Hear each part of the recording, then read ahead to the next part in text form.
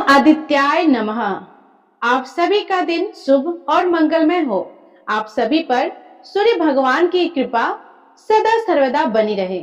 जिस तरह से सोमवार का दिन भगवान शिव को समर्पित होता है, उसी प्रकार से रविवार का दिन सूर्य देवता को समर्पित होता है। रविवार के दिन सूर्य देव की पूजा करने से तथा सूर्य देवता को अर्घ देने से जीवन के सभी दुख दूर हो जाते हैं, शारीरिक और मानसिक कष्ट दूर होते हैं और सभी प्रकार के सुखों की प्राप्ति होती है।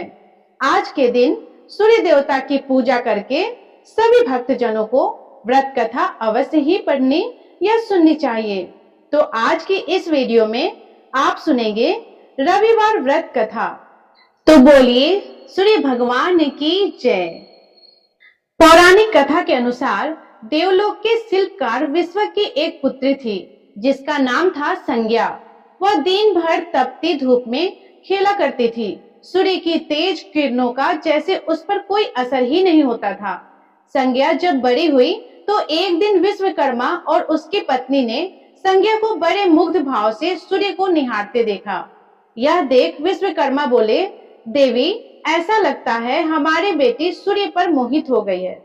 देख रही हो कितने मुग्ध भाव से सूर्य की ओर देखे जा रही है। मुझे भी ऐसा ही लगता है। स्वामी विश्वकर्मा की पत्नी ने कहा। सूर्य के सौंदर्य के प्रति संज्ञा का आकर्षण उसकी आयु के साथ बढ़ता ही गया। एक दिन विश्वकर्मा उसे अपने साथ हाथी पर बैठाकर सैर को निकले। अपनी पुत्री को सूर्य की ओर निहारते देख उन्होंने पूछ लिया, बेटी, अब तुम छोटी नहीं रही। सोचता हूँ जल्दी ही तुम्हारा विवाह कर दूं। बताओ किस देव को तुम चाहती हो? पिताजी, आकाश में सूर्य से बढ़कर कोई तेजस्वी नहीं है। संज्ञा ने उत्तर दिया। ठीक है, हम सूर्य के साथ ही तुम्हारा विवाह करा देंगे। विश्वकर्मा बोले और अपनी पुत्री को लेकर सूर्य के पास पहुंचे। उन्होंने अपनी पुत्री की इच्छा सूर्य देव को बताई तो उन्होंने उनका प्रस्ताव सहज स्वीकार कर लिया। बोले, आपकी पुत्री मेरे साथ विवाह करना चाहती है। यह मेरे लिए सौभाग्य की बात है, पर इससे यह तो पूछ लो कि क्या यह मेरा ताप सहन भी कर पाएगी? विश्वकर्मा संज्ञा को एक ओर ले गए और उससे पूछा, सूर्य देव का उत्तर तुमने सुन लिया? बेटी, अब बताओ, सहन कर लोगी हर ऋतु में उनका ताप? हाँ पिताजी, संज्ञा ने बड़े विश्वास के साथ कहा। कुछ ही दिन बाद संज्ञा का विवाह सूर्यदेव के साथ हो गया। संज्ञा सूर्यदेव के साथ उनके लोक चली गई। पति के साथ संज्ञा के दिन सुखपूर्वक बीतने लगे। फिर उनके यहाँ एक पुत्र पैदा हुआ। अनेक ऋषि मुनि बालक को आशीर्वाद देने आए। यह बालक ज्ञानियों में भी ज्ञानी होगा। ऋषियों ने भविष्यवाणी की। आशीर्वाद सच निकला। जब वह कुछ बड़ा हुआ तो ऋषि मुनियों से शिक्षा ग्रहण करने लगा। सूर्यदेव और संज्ञा को अपने बेटे पर गर्व था। वे बहुत ही प्रेम से अपने बेटे का लालन पालन करते थे। अचानक एक बार ग्रीष्म ऋतु में सूर्य की किरणें बहुत ही प्रखर हो गई। उनका तेज अपनी चरम सीमा पर जा पहुंचा। संज्ञा की चमड़ी झुलसने लगी। सूर्यदेव ने उसे अपने पास बुलाया तो वह अपनी आंखों पर हाथ रखकर उनके पास पहुंची। सूर्यदेव बोले, संज्ञा, मेरी ओर देखो। तुमने अपनी आंखें क्यों ढक ली है? नेत्र खोलो और मेरी ओर देखो। मैं तुम्हारा पति हूँ। स्वामी, आपके ताप से मेरी आंखें खुल नहीं पा रही है। संज्ञा ने कहा, इसका अर्थ तो हुआ कि तुम मुझे अपने से दूर कर रही हो। विवाह के पूर्व मैंने तुमसे पूछा भी था कि यह मेरा ताप सहन कर पाओगी। तुम्हारा सहमति पाकर ही मैंने तुम्हारे साथ विवाह करना स्वीकार किया था, लेकिन अब तुम अपने वचन से मुकर रही हो।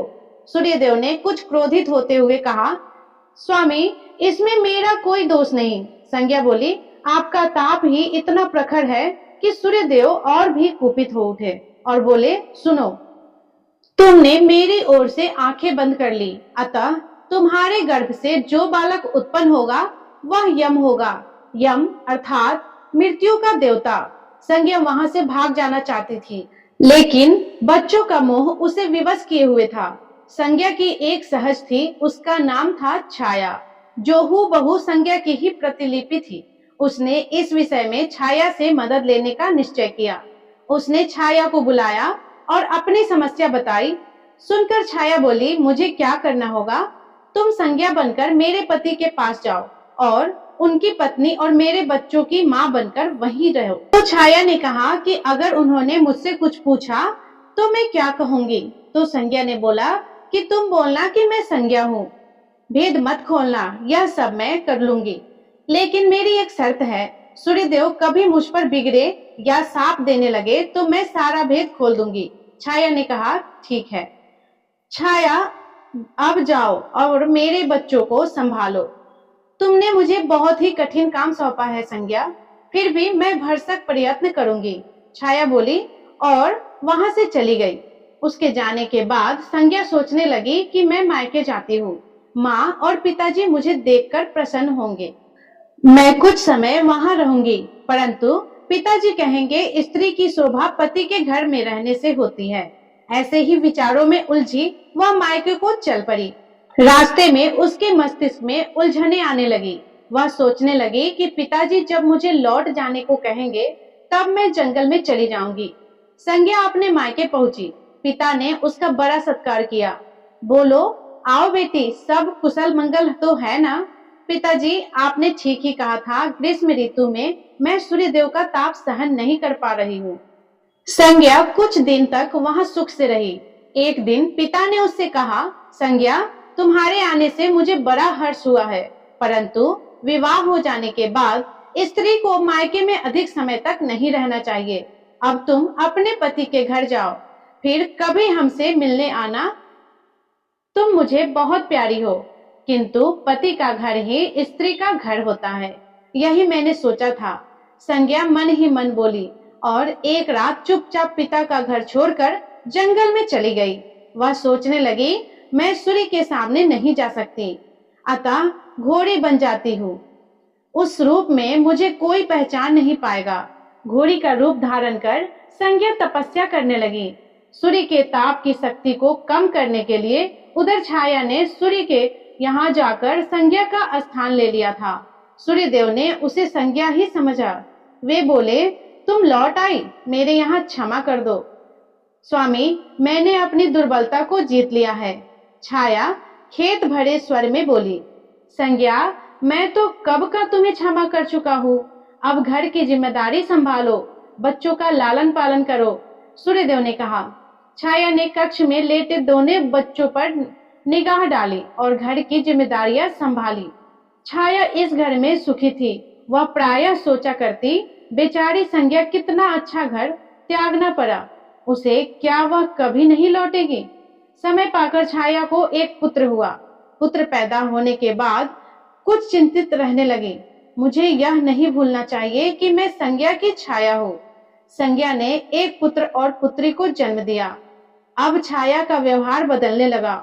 वह अपने बच्चों से तो प्यार करती थी, लेकिन संज्ञा के बच्चों को डांटती और उनके साथ दुर्व्यवहार करने लगी। मनु ने तो, जो कि संज्ञा का बड़ा पुत्र था, उसने विमाता के व्यवहार को नजरअंदाज कर दिया, लेकिन यम को उसका व्यवहार खटकता रहा। माता छाया का यमुना बहन के साथ ऐसा व्यवहार करना उचित नहीं।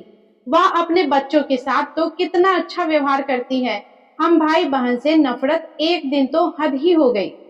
छाया ने यमुना के बाल पकड़े और उसे डंडे से पीटते हुए बोला, कमबख्त, तो मरते भी तो नहीं, मर जाए तो मेरा पीछा छूटे। जब छाया देर तक यमुना को पीटती रही तो यम से ना रहा गया। उसने जाकर छाया का हाथ पकड़ लिया और गुस्से से बोला, बस माता, अब तुमने यमुना पर हाथ उठाया तो मुझसे बुरा कोई ना होगा। अच्छा, तेरी यह हिम्मत, मुझे धमकी देता है? ठहर, आज मैं तेरे पिता से इसकी शिकायत करूंगी। छाया क्रोध से सिहर उठी। छाया ने तो इस डर से सूर्यदेव से शिकायत ना की कि कहीं उसका भेद उजागर ना हो जाए, लेकिन यम और यमुना ने तंग आकर अपने पिता से उसकी शिकायत अवश्य कर दी। पिताजी, यह स्त्री हमारी माँ नहीं है। यम ने कहा, हाँ पिताजी, पुत्र माता से विमुख हो सकता है, परंतु माता की ममता कभी कम नहीं होती। यमुना भी बोले। तो सूर्यदेव बोले, मैं देख लूंगा, तुम जाओ, डरो नहीं, सब ठीक हो जाएगा। ऐसा कहकर सूर्यदेव ने बच्चों को धैर्य बंधाया, लेकिन बच्चों के जाते ही वे सोच में पड़ गए कि बच्चे ठीक कहते हैं, यह अवश्य कोई माया है। सूर्यदेव गुस्से में भरकर छाया के पास पहुंचे और उसके केस पकड़कर झकझोरते हुए बोले, सच बताओ तुम कौन हो, अन्यथा मैं तुम्हें कठोर दंड दूंगा। ठहरिए स्वामी, भय से कांप छाया बोली, मैं संज्ञा की छाया हूँ। वह आपकी देखभाल का भार किसी को सौंपे बिना नहीं जाना चाहती थी, इसीलिए उसने मुझे आपके पास भेज दिया। वह कहाँ गई है? सूर्यदेव ने पूछा। अपने पिता के यहाँ। सूर्यदेव सीधे विश्वकर्मा के पास पहुंचे और उनसे पूछा, संज्ञा कहाँ है? वह तुम्हारे तेज से बचने के लिए यहाँ आई तो थी, विश्वकर्मा ने बताया। अब वह कहाँ है? मैंने ध्यान करके पता किया है कि उसने घोड़ी का रूप ले लिया है। वह जंगल में घूमती रहती है और तुम्हारे तेज को घटाने के लिए तपस्या कर रही है, विश्वकर्मा ने बताया। तो आप मेरा तेज घटा दीजिए, फिर उसे खोजने के लिए चलते हैं, सूर्यदेव बोले। विश्वकर्मा ने सूर्यदेव के तेज का 8वां भाग छाट दिया, जिससे उसका तेज घट गया। फिर वे संज्ञा को खोजने निकले। उन्होंने राहगीरों से पूछताछ की, तुमने इधर कोई घोड़ी देखा है? तो राहगीरों ने बताया कि हाँ, एक विलक्षण घोड़ी को हमने पास में विचरण करते हुए देखा है। तो सूर्यदेव ने बोला कि इसमें विलक्षण की क्या बात है? तो राहगीरों ने कहा कि वह घोड़ी मानवीय भाषा में बोलती है। सूर्यदेव, तब तो वह अवश्य ही संज्ञा होगी। सूर्यदेव बोले। सूर्य घोड़ी के निकट पहुंचे और कहा, संज्ञा, मैं सूर्य हूँ, तुम्हारा पति। अब यह घोड़ी का रूप त्याग दो। जब तक मेरी मनोकामना पूरी ना होगी, मैं यह रूप नहीं त्यागूंगी। घोड़ी बनी संज्ञा ने उत्तर दिया। सूर्यदेव ने कहा कि तुम्हारी मनोकामना तो पूर्ण हो गई है। यह सुनकर उसके पिता विश्वकर्मा भी बोले कि हाँ बेटी, मैंने इसका तेज का 8वां भाग काट दिया है। पिता से आश्वासन पाकर संज्ञा ने अपना घोड़ी वाला रूप त्याग दिया और अपने स्वाभाविक रूप में आ गई। वह हर्ष और विभोर से अपने पिता के से लिपट गई और फूट फूट कर रोने लगी। फिर उसने झुककर सूर्यदेव के पांव छुए और पूछा, स्वामी, हमारे बच्चे तो सकुशल है ना? हाँ, दोनों बच्चे ठीक हैं। मनुयम और यमुना को अब फिर से माँ मिल जाएगी। सूर्यदेव ने मुस्कुराकर कहा, मैं अब कभी भी अपना घर त्याग कर नहीं जाऊंगी। संज्ञा बोली, आप छाया को क्षमा कर देना और अपने साथ ही रखना। दोनों का मिलन देखकर विश्वकर्मा ने भी अपना आशीर्वाद प्रदान किया। जाओ और सदा सुख शांति से रहो। सूर्यदेव और संज्ञा सूर्यलोक पहुंचे और छाया और बच्चों के साथ आनंद पूर्वक रहने लगी। तो प्रेम से बोलिए सूर्य नारायण भगवान की जय। तो प्रिय श्रोताओं, अब सुनते हैं रविवार व्रत की पौराणिक कथा। तो सभी प्रेम से बोलिए सूर्यदेव भगवान की जय। प्राचीन काल में एक ब्राह्मण था। वह सूर्य देवता का भक्त था। हर रोज नहाता और सूर्य भगवान की पूजा करता था। उसके पास आमदनी का कोई साधन नहीं था।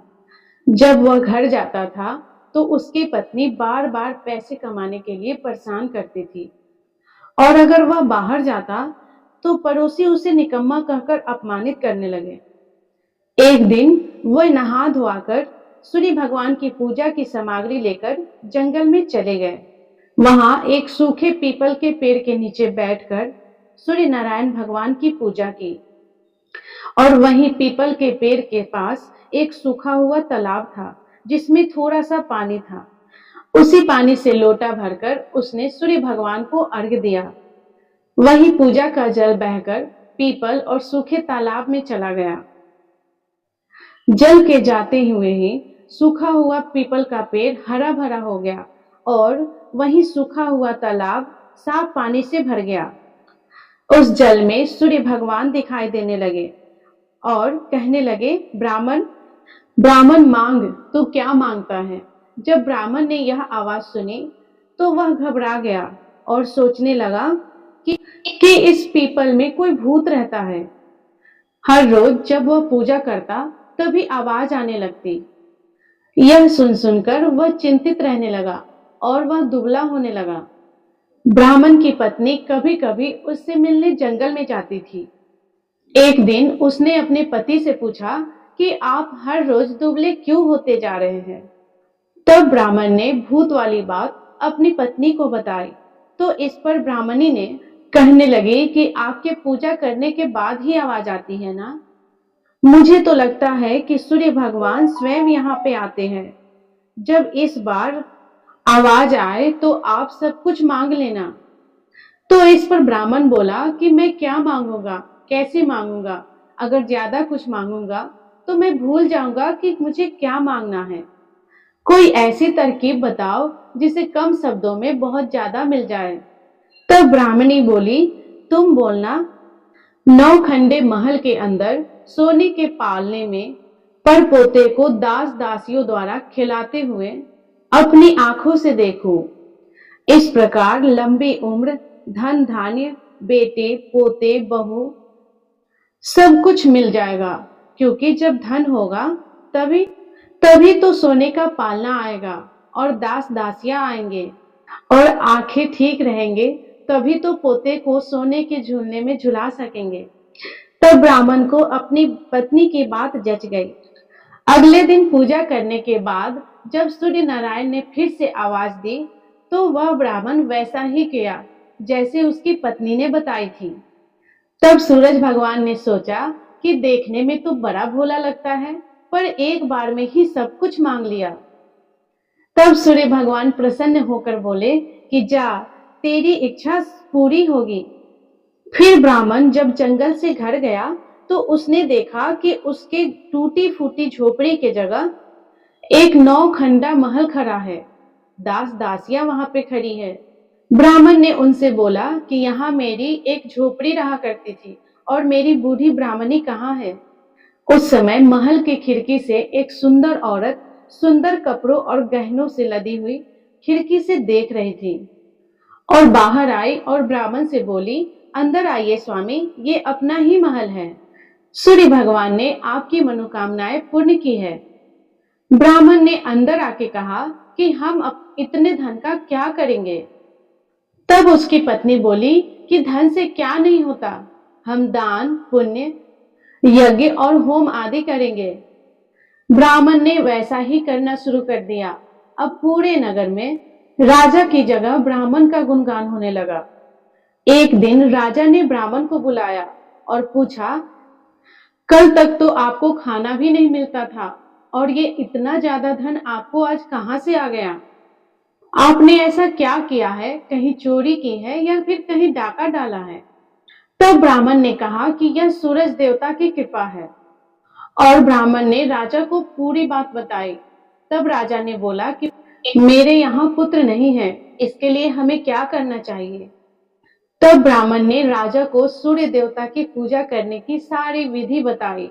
तब राजा उसी प्रकार करने लगा जिस प्रकार ब्राह्मण ने उसे पूजा की विधि बताई थी। तब सूर्य भगवान ने राजा की भक्ति से प्रसन्न होकर एक तेजस्वी पुत्र का प्रदान किया। तो बोलिए सूर्य भगवान की जय।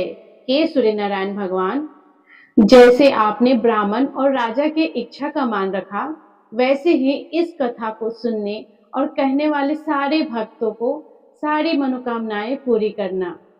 तो प्रेम से बोलिए सूर्य नारायण भगवान की जय। तो रविवार के दिन सूर्य देव की पूजा करने से तथा सूर्य देवता को अर्घ्य देने से जीवन के सभी दुख दूर हो जाते हैं।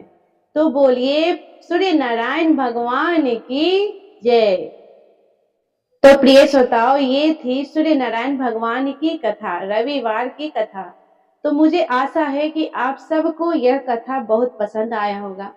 अगर पसंद आए तो इस वीडियो को लाइक करें, और अगर चैनल पे आप नए हैं तो चैनल को सब्सक्राइब करना ना भूलें, क्योंकि इसी प्रकार के हर व्रत की कथा को लेकर हम आपके लिए लाते रहेंगे। कमेंट में जय सूर्य नारायण भगवान अवश्य लिखें। धन्यवाद।